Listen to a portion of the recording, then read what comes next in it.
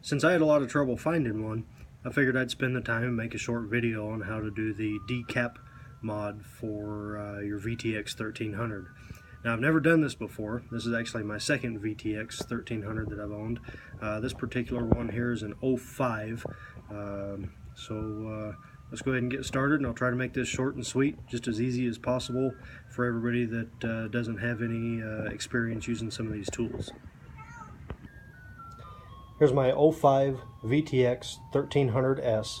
I've already removed my seat, and I'm not going to waste any time in this video going through to explain all of that, or even how to remove the tank. I'm going to try to keep this short and sweet. Like I said, we're going to concentrate just on the Decap mod. So the very first thing that I've seen in a number of write-ups is we're going to go right along the bottom of the tank here. I'm going to take my trusty handy dandy Sharpie marker, and we're just going to reach in here and mark what is and isn't visible from the outside. Later on, we're going to use that as a guide to where to cut and trim everything.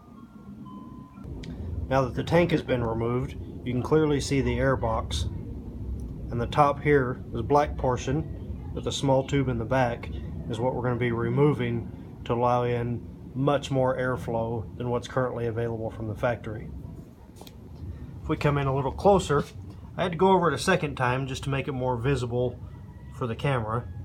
You can see our black cut line. Now I'm going to stay probably 1/4 of an inch, maybe even a 1/2 inch above that line, just to make sure that standing on the side of the bike, everything looks stock, and the guy next to me will have no idea that I've gone in and done some of these modifications. On to the next step. Alright, airbox in hand. You can see the line that we originally drew. I've got some lines on the back side here that I drew in that I'll explain here in just a second. Let's turn this over and take a look at the back of the airbox. 2 little inlets here, another 2 on the back, and we're going to take the entire top off all the way around. So now remember, I said I'm going to go maybe a 1/2 inch above that line, which is where I gave myself a starting point here. That way that's going to hide nice and neat up under the tank. Nobody will be able to see I've done anything to the bike. So just out of convenience, I'm going to cut it down at an angle, and we're going to follow this seam. You can actually see where the plastic was put together from the factory along this seam. For my first go, we're just going to run right through this corner, slightly above the back edge, through a little whoop-de-doo,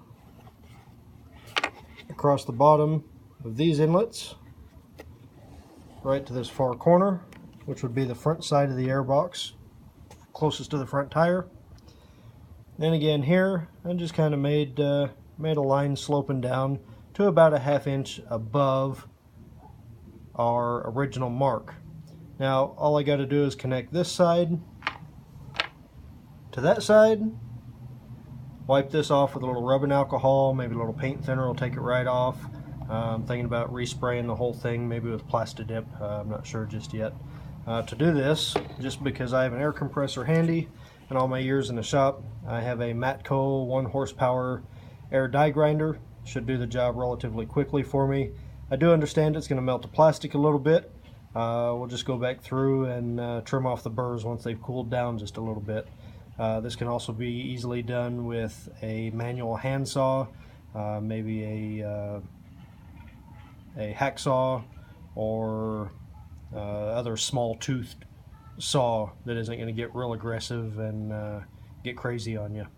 So I'm going to go ahead and cut this off, and here in just a few seconds I'll come right back and show you what that looks like. Alright, pretty quick and easy. Wasn't much to it, about 2 minutes worth of work, going slow, taking my time. Here you can see some of the melted plastic that I was telling you about. Most of this flakes right off. You can just peel it right off the edge with your fingers, break it off. I'll go through with a file and maybe even an X-Acto knife, just clean it up a little nicer. But the only surprise I had all the way through is on this front side, there's some fins that run through there, more than likely just to reinforce the housing itself. After I made my first cut, I did have to go back through and cut a little deeper on these. I didn't realize they existed. Just sliced everything off nice and neat. I may go through and clean up some of these edges back here to flatten the whole thing out, although I don't see how this is going to disturb anything. In some of the write-ups, I noticed they talk about a flat area not to cut into because it might let in unfiltered air. I'm assuming this is the piece they're talking about.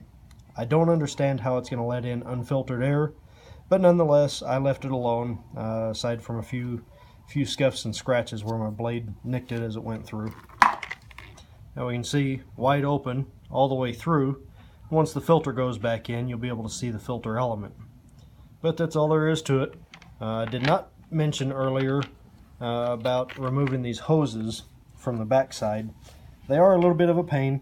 I got mine off with just a little bit of patience and some needle nose pliers, and it's going to go back on the same way.